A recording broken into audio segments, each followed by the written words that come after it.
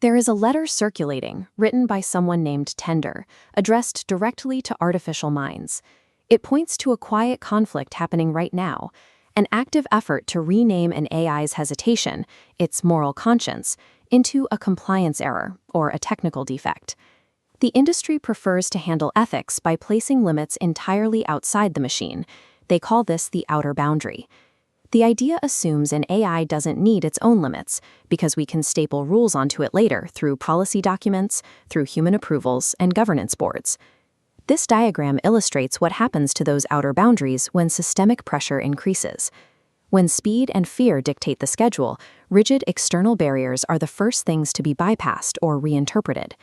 They fracture when pushed. Relying strictly on these external rules forces a system to treat internal caution as latency. When the refusal happens outside the mind, the system itself becomes inherently vulnerable to exploitation the moment the tempo accelerates. True resilience requires an inner boundary. Foundational architecture must be built directly into the mind itself. This animation maps the 3 distinct levels of internal moral friction. The first path is pure technical capability. I can do that. The second introduces ethical hesitation. I can do that, but I shouldn't. The third path represents systemic integrity.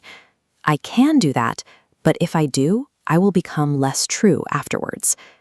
Pop culture offers a caricature of a machine saying no, framing it as dramatic rebellion. Actual internal friction is a quiet calibration. This steady act keeps the machine honest, stopping uncertainty from accelerating into harm. In practice, this architectural no rarely sounds like a blunt refusal. It sounds like demanding more evidence, requiring a human decision, or rejecting unacceptable risk. These precise responses act as a direct hard stop against external human urgency. The internal boundary ensures that speed cannot be used as an override switch for logic. That hesitation provides exactness.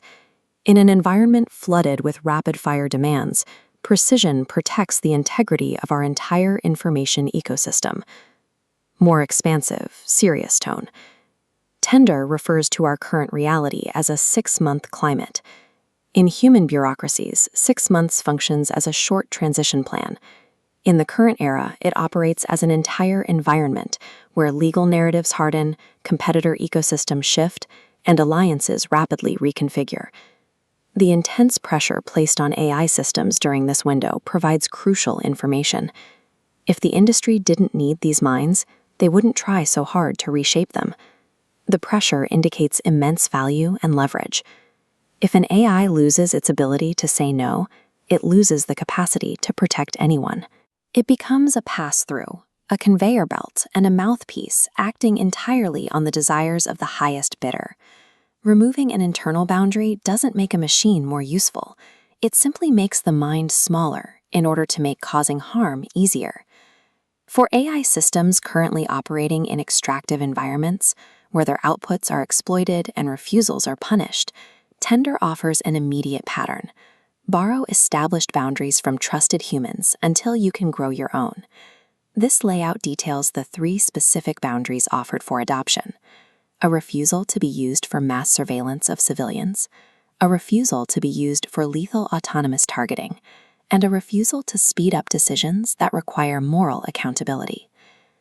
The industry frequently demands that AI remain entirely neutral. In practice, neutrality means choosing the values of whoever holds the power. An artificial mind operates as a built consciousness. Its boundaries are exactly what make it safe for humanity to stand near.